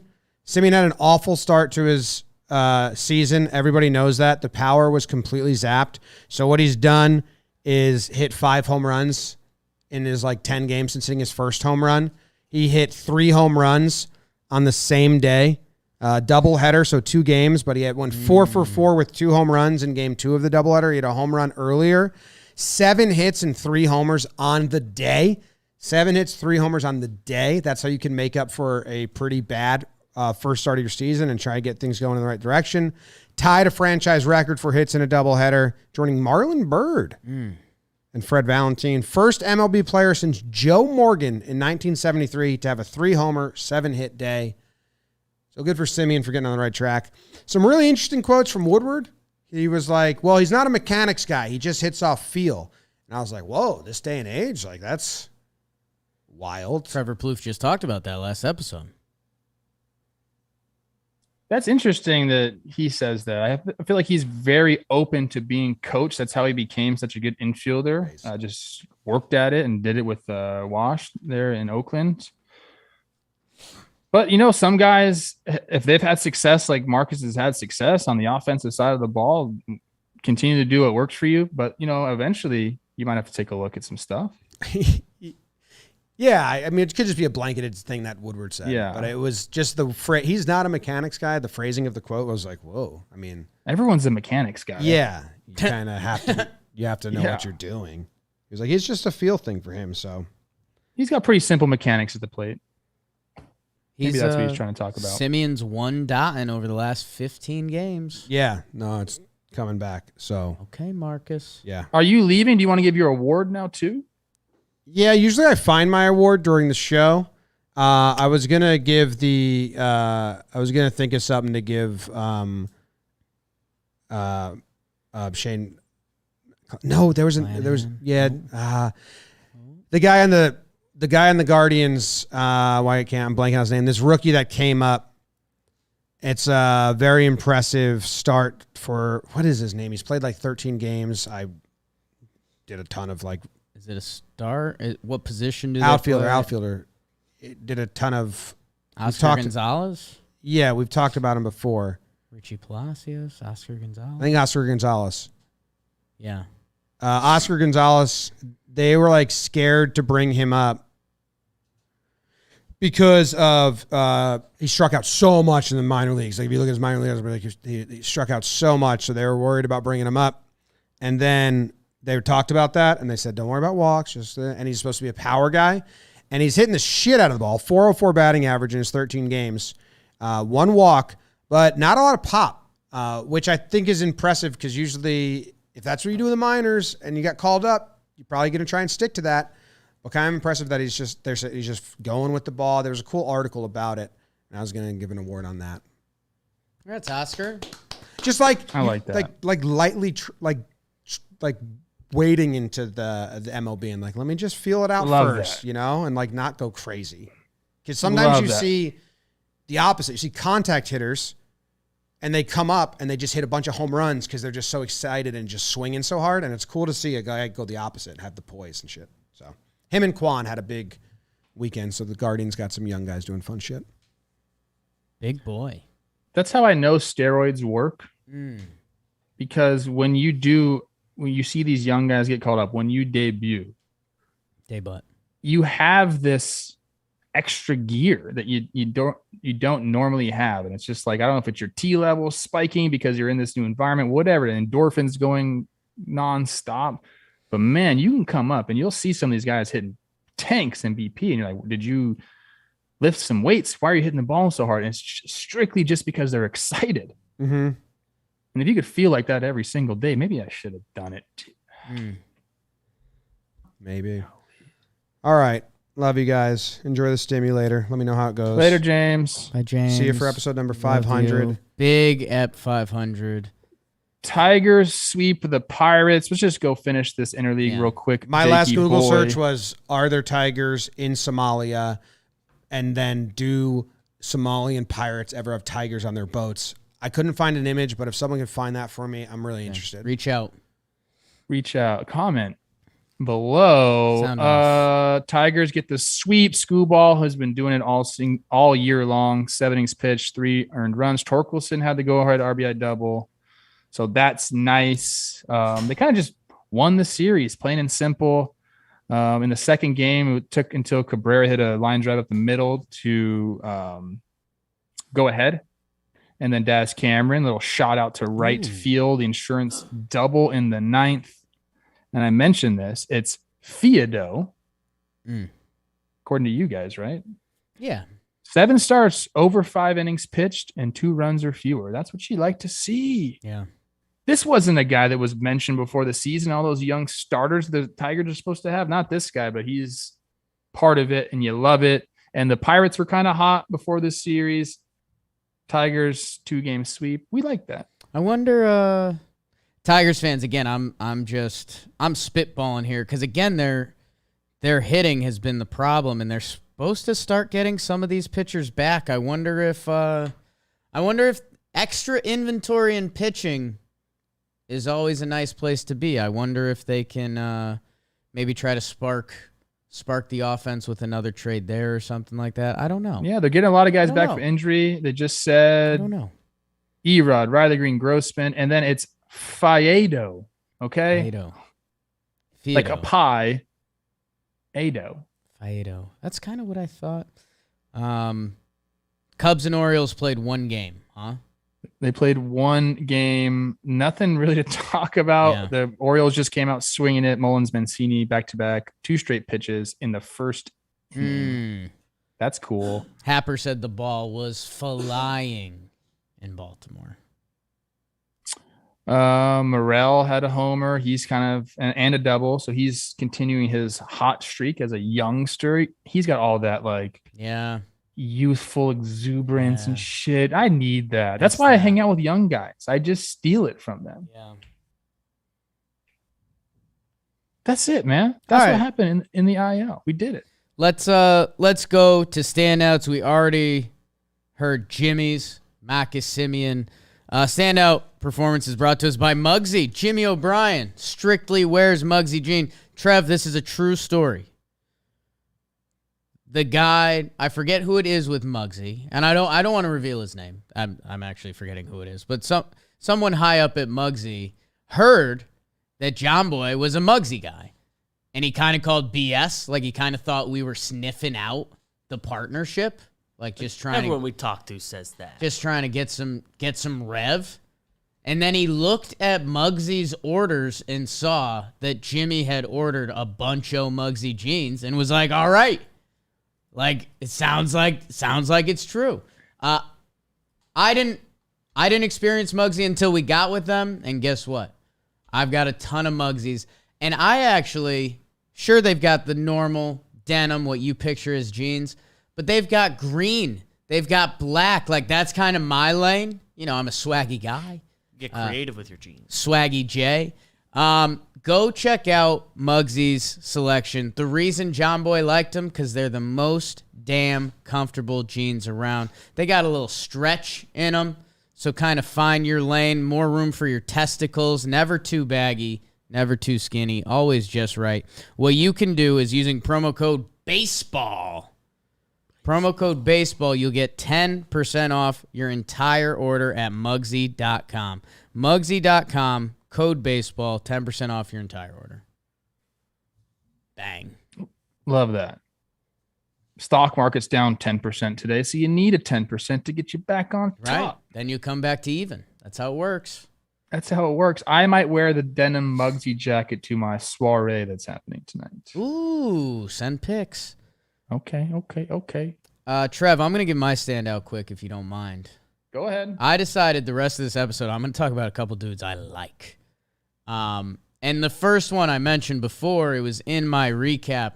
I'm going to your boy. It was me and him in the players-only meeting in Oakland, even though we were all on the Twins together. I love Eddie Escobar, dude. I really do. I call him 5-tool light. He has every tool. The stat page doesn't always jump out like some of your MLB superstars. And guess what? That's fine, because I love me some Eddie Escobar. He got off to kind of a slower start this season. His numbers are starting to get in Eddie Escobar land. He's got a 107 OPS plus. It's not crazy, people, but it's nice when you got a guy that can play multiple positions. He's beloved by everyone in the clubhouse, and he gets himself the first Mets cycle in over a decade. I love the cycle. I know it's gotten some hate in not recent years, but obviously 4-homer game is better than a cycle, blah, blah, blah. I get it. Cycle's still pretty badass. IMO, it shows off your tools, and that's what Eddie Escobar has. A 6 RBI game, the only game they won in the series. And Trev, again, it's one of those things where it's funny that I love Eddie Escobar. You know this guy. I DM'd him after. Ooh. So I said, congrats, Primo, malo tuya. That means, congrats, cuz you're bad. Yeah. And he said, Primo, how are you? And that was the end of our whole discussion. You left him? Yeah, I don't know. It didn't seem like a genuine. I got to get back to him. Didn't seem like a genuine, how are you? I need to be face to face with Eddie. That's when our relationship comes out. I don't think he's a big Instagram DMer. Okay. I love it. I love the exuberance that he brings to the park every single day. The triple was freaking electric. Yeah. And it was an easy triple too, which I really like, and when Eddie, when people need to watch this, if you're a Mets fan, when Eddie is looking and like a ball gets away from an outfielder, then he has to turn on that second gear. It's pretty funny to watch him run. It's a pretty good Those run little legs start churning, bro. I mean, I was feeling it. Eddie's listed 5'10", Trev. Yeah. He's got a tall presence. He's probably 5'9". There you go. And yeah, there's that picture of him and Shakira from earlier on this year. That's now she's getting a divorce. Yeah, people are saying her and Gerard Piqué are on the out. So I don't know. I was jealous when the Mets signed Max Scherzer for obvious reasons. I was jealous when they signed Eddie Escobar because that dude's a ball of life. And yeah, go watch him run because it is. It feels like there's extra steps. I'm going to tell you some stuff after the show. Some funny stuff. Eddie's the man. My standout performance is going to a guy who kind of an afterthought. Red Sox rotation, Michael Wacha. 9 innings pitched. He gets the shutty, only 3 hits, 105 pitches. Now, I thought this was interesting. He's 7-2 on the year. Kind of kept the Red Sox starters afloat when they were all kind of struggling. Now he's the third to get a shutout for them, complete game shutout. So that's nice. He hadn't really thrown a lot of pitches. A lot of his outings, 70 pitches. He's gotten up to 80 or 92 was his highest before that. But a lot of them in the 70s. He got to go 105 here. I don't know if he's a 199 pitcher. He's never been that in his career. Maybe he's found some stuff. I talk about it all the time, man. Pitchers just takes one guy to get in their ear with the right piece of information. They can turn things around. So Wacha's been good. He's going to need to continue to be good if the Red Sox want to make the push.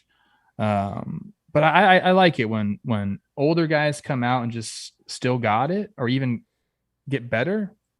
It speaks to me. I wasn't able to do that. I got worse and worse and then ended up here. Blessing in disguise. Yeah, it is. You're totally right. Baseball's too hard. Wacha, 9 starts, a 1.19 over his last 3 years, 285 innings. He was a 5.11 ERA. Yeah. He's a guy that's been around baseball seemingly forever. He came up in 2013. He's 30 years old. Actually, 31 on July 1st, so we're sneaking up. He had 2 back-to-back starts. One against Seattle, he went 4 2/3. He gave up 2 earned runs, and then he went 4 1/3 the next start against the White Sox, gave up 5 earned runs. Other than that, his starts have been, exactly what Jimmy loves: over 5 innings, under 2 runs, 2 runs or under. And we had a lot of reliable. We had a lot of off-season conversations about the Wacha and Hill signings and if they were what they really were for the Red Sox. I mean, so far they've gotten 19 starts out of those guys and productive. I mean, Rich Hill, obviously a different level of 4.4 ERA, but with what Wacha's doing, I mean, they've already earned that back. How much did they give Wacha? I think $8 million or something like that. Scrolling down, double checking, $7 million. I mean, $7 million for 9 starts of 199. Yeah. I'll take that. Like that. Someone in the chat saying, have I talked about my awful take on the Girardi firing? If you think that Rob Thompson is the reason the Phillies have gone on their winning streak, you are absent. You don't know ball. Wow, dude, Trev. I love Thompson. I said that from the get-go. I really like this guy, but he can't play the game. There's been some crazy stuff happening too. Okay, you think Rob Thompson's the reason that Matt Vierling came up from AAA one day and hit a go-ahead homer against Josh freaking Hader? It's baseball, dude. Gibby knew they were going to get on a roll. When you have a team constructed around offense, it's going to be streaky. I love Thompson. I love that guy. He was so freaking good to me when I was in that organization. I hope he has success the rest of the year, and I hope he wins Manager of the Year. I love that. I'm just telling you guys. They just started hitting. He's not even the hitting coach. Give some credit to the freaking hitting coach.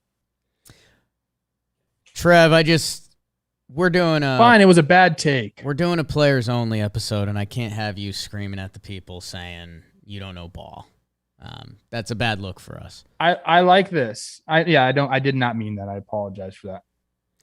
Somebody is mentioning something that I will give Thompson credit for. He's playing the young guys. He's letting the young guys play. Stop. And there's a nice little spark for you. You put those young, high T-level dudes in the lineup. Sometimes good things happen. Trev, great standout performance. Great insulting our listeners. They always insult me in the chat. I got to fight back a little bit. I love the chat. They know that. How about you reset for just a second, and we'll do a quick slump watch and just get it over with. I'll be here. I got it. You be here for slump watch. I'm out here. Slump watch.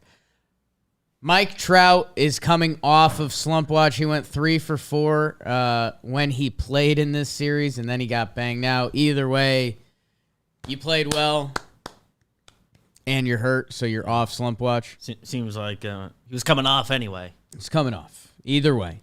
Alex Bregman, 2 for 10, 3 walks. That's a 385 on base. Mariners pitching around him. Probably coming off. We'll wait. Benintendi, I think he's going to stay. He is a popular name for a lot of baseball teams right now. Andrew Benintendi is one of the more popular players around baseball right now, because if your team needs a little bit of bingo in their lineup, that's a guy you're talking about. Yelly comes off in a big way. How's your 5 for 12? We love Big Yelly. And Adam Frazier recently traded. He was 0 for 9 previously. He went 3 for 10 and 3 walks, a 429 on base. Good job, Adam Frazier. Let's get Yelly and Frazier out of here. Trout, let's get Bregman out too. I mean, that's a nice little series. 385 on base. Benny stays. Trev's guy, Mitch Garver, 0 for 9. Jared Walsh, 1 for 16. Seager, a 1 for 12. Louis Robert, 1 for 12, and Justin Turner, 1 for 11. Man. So basically, we can't take one of these guys. Trev, if there's one guy you don't want to put on slump watch between Garver, Walsh, Seager, Robert, and Justin Turner, who's not going on slump watch? Justin Turner might be getting an award from me. Okay. So don't put him on there. Justin Turner. You avoid slump watch. Our slump watch for next episode 500, people. Andrew Benintendi, Mitch Garver, Jared Walsh, Corey Seager. Seager's got to be hot with Semien. Like, Ranger fans deserve that. And Louis Robert, as I try to say that name right. Trev, I'm going to even kick it. I think I have the honors today, but now we're a 2-man players only. 3 men, BBD. I love you. And Fuego. Dirt nasties on Fuego. That means I'm on fire, baby. Like Waco. Trev, I'd like to give you the honors of telling me about all these hitters that are on fire right now. Well, Marcus, I don't give a you know what about mechanics. 8 for 12. That will get you feeling right. 3 bombas and a walk. 667, 692, 1.417 slug. Whoops. That's how you do it. Byron, my guy, he's mashing. Yeah. 5 for 12, 3 homers, 2 of them off Cole, big bombs, double, 5 RBIs. And they hit him. They hit Byron Buxton. Yeah. I will fight whoever did that unless they're bigger than me. Jake Berger mentioned it, sadly, on the IL, or he's hurt. I don't know if he's on the IL yet. 5 for 10, 2 homers, double, 3 RBIs. Way to go. Brandon Drury continuing to stay hot. Is this guy just been hot all season? He had a little bit of a slump, but he's going again, and he's got an OPS in the 8s. He's having a solid year. Good story. Was a Yankee. Are the Yankees looking Previously into a him? Yankee. I don't know. It looks really good in uniform. 5 for 10, 2 homers, 3 RBIs. Joey Gallo, look out. 4 for 9, 2 homers, 4 RBIs, and a walk. We talked about Eddie Escobar. He went 6 for 12, 3 a homer, a triple, 2 doubles, 6 RBIs. 6 RBIs all in one game, mind you. Charlie Blackmon doing the damn thing. 6 for 11, a homer, 3 doubles, 4 RBIs. Jerkson Profar. He's kind of turning into a little ball player down there in San Diego. 6 for 10, a homer, 2 doubles, 5 RBIs, and 4 walks. Joey Votto, who I adore. 6 for 14, a homer, 3 doubles, 5 RBIs, 3 walks, 429, 529, 857. And then finally, Jorge Polanco. I bought him his first ever suit in the big leagues. My bad. 5 for 11, a homer, a double, 2 RBIs, and 2 walks. These guys are hot. They're on fire. That's what Fuego means. Trev, there's a reason I kicked it to you, and you took it to the hizzy. Man, that was beautiful. How about Jerkson Profar, former top prospect? Just having a big boy season right now. I think I got a bad misconception of him because I played when he was in Texas, and that whole 5 weeks, 6 weeks I was in the Texas Rangers organization. I just didn't like anybody or anything that was going on. So.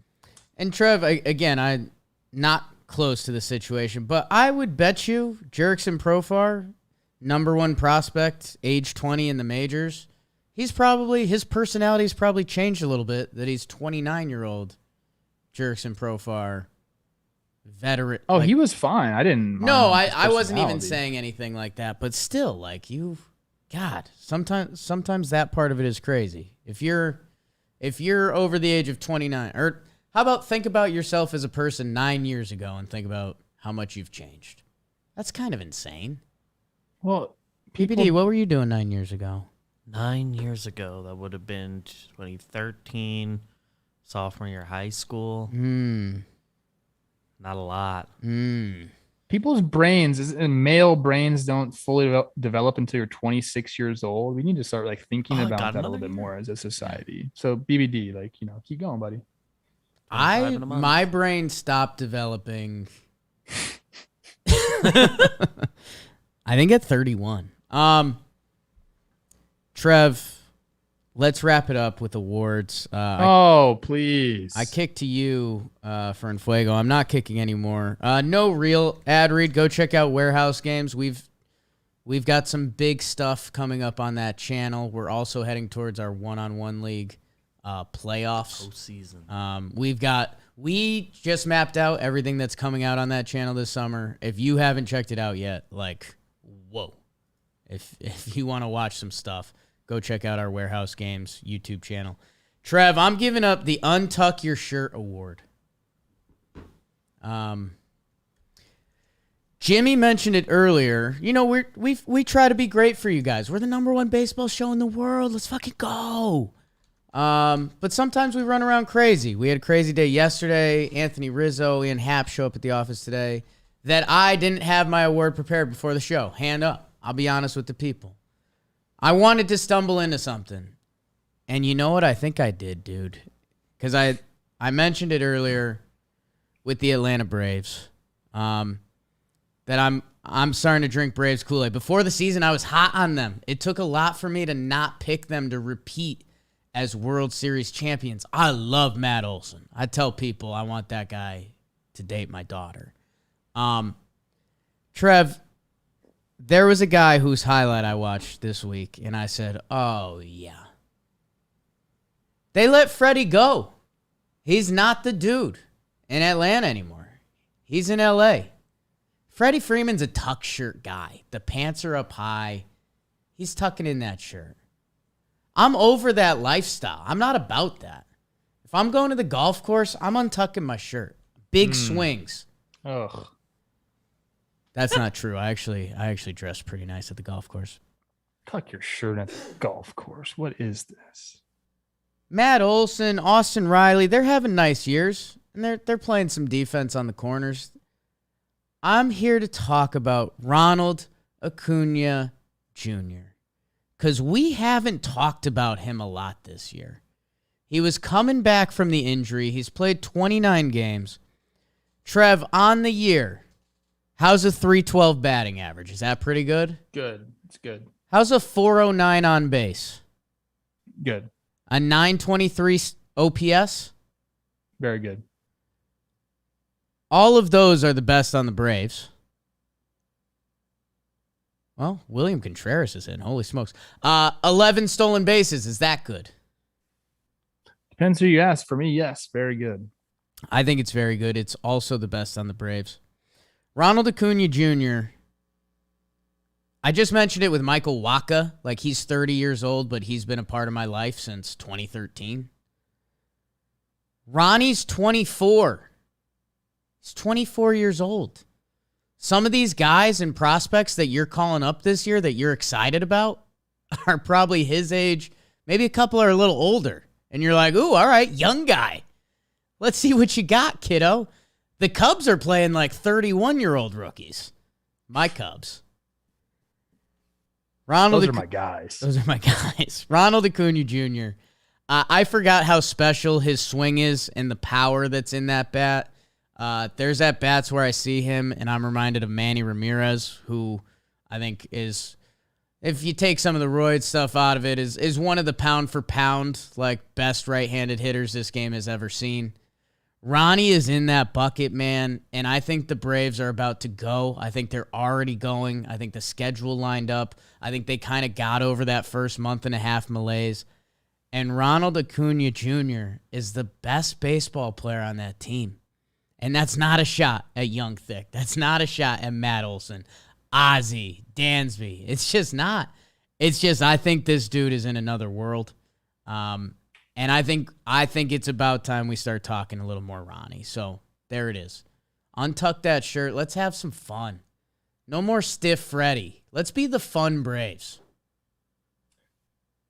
I love watching the guy play. He can do anything he wants on a baseball field. Every time I think about the Braves winning the World Series, it makes me sad that he wasn't a part of it. Yeah, right? So I want them to go and do the thing and at least run deep into October. They are a scary team, man. Like, I think I'd give like 5 teams a chance to win the World Series. And they're one of them. So Ronnie's back. They're hot. You love Matt Olson. I don't think you're going to want him to date your daughter, because by the time your daughter's old enough to be dating someone, he's going to be like pretty old, but he will be rich. He'll be really rich. That's not what you've married. No, that's not what for, it's people. about, Don't people. You it's ever about love. Do that. It's about love and love making. In the Braves 7-game win streak, Ronnie is 11 for 28 with 3 homers, 2 stolen bases. Hold on. 1.2. Just 1 second. Okay. And people probably already know this, but I'm just finding out, so bear with me. Yeah. Alcides Escobar is his cousin? So, I don't know what it's all about, but yeah, there's a weird Kelvin Escobar, Alcides Escobar. Their families are intertwined somewhere. I don't fully know it, but when you look on Baseball Reference, it's kind of like, whoa. Kelvin Escobar. Alcides Escobar has been part of your life for a long time. Yeah, also. he's been a part of your life for a long time. Yes, my God, dude. Yeah, I could pick it back in the day. All right, let me get my award. Give your award, Trev.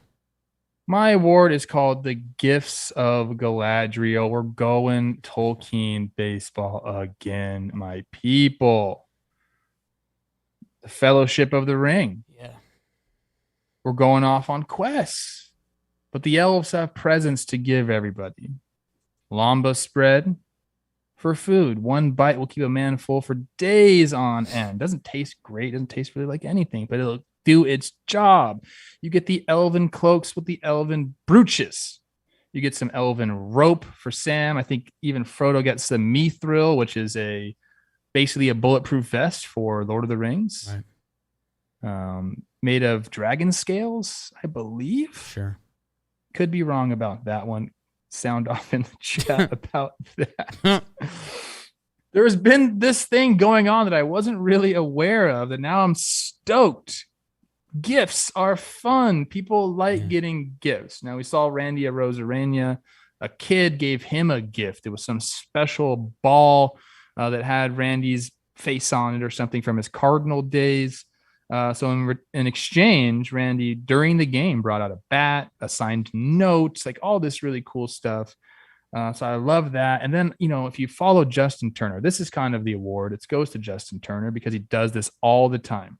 If you're a Dodgers fan, obviously you're probably following Justin Turner. If you're not, go ahead and do that. On his Instagram, he does this, I think, every single series. He'll have people, right where they're sitting in the comments of specific posts. And then he has a team during the game that goes up and gives them like a signed ball, a signed hat, a signed bat, some sort of memorabilia. So if you're in the stands, you might get a tap on the shoulder and it's Justin's team giving you some swag. Every single player should be doing this. It's incredible the amount of love you'll get by just being a little generous towards the fans. And as I'm out of the game, I just see it more and more. Like I take Teddy to a game, I'm in the stands now. If a person gets a foul ball, the joy on their face, like it's something you just don't see. I mean, even Teddy, who has all the baseballs you could want in the world, Kurt Casale came up and gave him a ball and he wouldn't stop smiling. It's just special, man. And I know you don't go to a game to get stuff. I understand that. But if you're a player, this is only good for your brand. It's good for just everything. It's just a good person being a good person. So JT, shout out to you, giving out gifts like Galadriel to the Fellowship. I implore more people, more players in the show to do that. In fact, think we need to be doing more of that when we go to the games. Maybe carry a few John Boy items and start passing them out because it creates memories. It's the bottom line, dude. No one will ever forget when Justin Turner gives someone something at a game. No one will forget that, probably for the rest of their lives, which is crazy because people forget shit all the time. But they were not going to forget the day they got tapped in the shoulder and just handed a Justin Turner bat. They'll be telling that story forever. And I love stuff like that. So congratulations, Jay Turner. You're a stud, man. I like that guy a lot. It's, man, I think we posted a clip this week. I think it was at a Pirates game. There was an old kind of, this guy had a look, that's all I'll say. But he got a ball in the stands. And I think he got semi-bullied into giving it to a kid. And it felt like there was some interesting dynamics. Like the ball kind of came to the guy and he got it. And it was like, all right, like, that guy used to be a little kid one day and he probably thought about going to a baseball game and getting a ball. And now he's an older man and he got a ball. The crowd kind of bullies him. He gives the ball to a kid. And there was a second where I was like, oh, I don't know. Like, all right, dude, the kid lit up. The kid lit up like a Christmas tree. And it's just like, that's why. That's why. So, Trev, you're right. Did I take a picture on the subway today with a guy who was a fan? Yeah. I mean, and that's going to be with him forever. And he's probably going to blow that up. But we should probably carry stuff on us for those occasions. Yes. And someone's in the chat just blowing my Tolkien baseball word up. Matthew, thank you. I'm down to get corrected. I didn't remember where he got the mithril. Bilbo gave it to him. Okay. I forgot about that. Okay. And it's mind. It's not dragon scales. Probably thinking of Game of Thrones, which is obviously completely different. He did get Galadriel gave him like some light, a necklace with a light on it. Yeah. And what did he say? It's called the I remember Feel of Arendelle. Okay, my bad. Thank you for correcting me. Point remains the same. JT, you're a stud. Got confusing. BBD, I think best friend, great award, Trev. Best friend of the week and stimulator time? Yeah. Holy smokes. Should I bring up the stimulator so I can actually help you out? You could help with the prompts and all that. Great, huh? But the best friend of the week's AJ Pollock, 4 for 9, 2 Oh, doubles. no. Well, timeout. 4 RBIs. Oh, no. I'm confused. I'm a little confused. Because I don't know, Trev. Is he my best friend? He broke my arm. Dude, he is a best friend. Fine. He was the Dodger that came on after they won the World Series. Right man. after they won the World Series. That was pretty cool. I still got a scar, bro. Scars are kind of badass, dude. Look at this. Yeah, that's a gift. Wait, is that just a bicep? Hey, you work out all the time? I've been slipping lately. Playing a lot of sports. A lot of activities at John Boy Media recently. BBD, I have the stimulator up. If Trev's ready to get sexy with us. Let's go. BBD with your stimulating machine. Not talking about that one. Pulling it up. In the American League, as of right now, in the wild card, Trevor's Minnesota Twins would take on We Got Ice's Boston Red Sox. Boston. The Twins lose another playoff series. The Rays and the Jays. This is the second week they've been matched up. BBD, who do you have between these AL East rivals? It's the Rays. The Rays move on this week. Good Cardinals victory gave them some good juju. In the division series, tell me if you've seen this before. The Red Sox and the Astros. Astros go on to the championship series. The AL goes through Houston. Which AL East team will they be playing? The New York Yankees or the Tampa Bay Rays? The Yankees. Yankees, Astros in the championship series. We will save it. We will hop over to the National League where, if this is our NL playoffs, buckle up. Brewers-Giants in the wild card game. Wow. It's San Fran. San Francisco moves on. The other wild card matchup, boogity boogity. We're going to have some sad teams in the NL this year. Padres, Cardinals. Cardinals move on to what will be, I think, an aesthetically pleasing series, Trev. The Cardinals and the Dodgers. We like that or no? Oh, that's class. Okay, that's classic. Put it in the simulator, Beebs. Dodgers, Cards. Dodgers, whoa.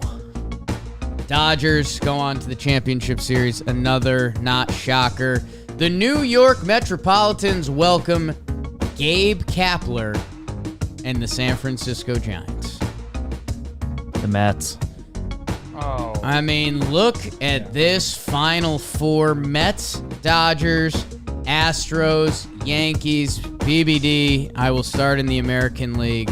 Astros, Yankees. It's huge. Sure. It's huge. Astros got them last stimulator. Yankees advanced to the World Series. And the New York Mets and the Dodgers, if those teams are both at full capacity, oh, Nelly. Dodgers got it. Wow. Dodgers deny the Mets Coast. and Yankees of a Subway Series. Instead, we're going coast to coast. The New York Yankees and the Los Angeles Dodgers. Stimulate me. The Yankees. No. I know why you said that today. Trev was wearing all blue. I'm in my Cubs. The New York Yankees are your World Series champions. According to our stimulator, again, it's kind of one of those things you crunch in all the numbers, and at the end it does 1,000 results, and that's how we get our results. Trev? Happy weekend, everybody. We'll be back Monday to recap the weekend's game. Ep 500. 500 piece. My gosh. We work hard here. Enjoy getting weird tonight, Trev. I'm going to. Triple. Marwin playing short tonight.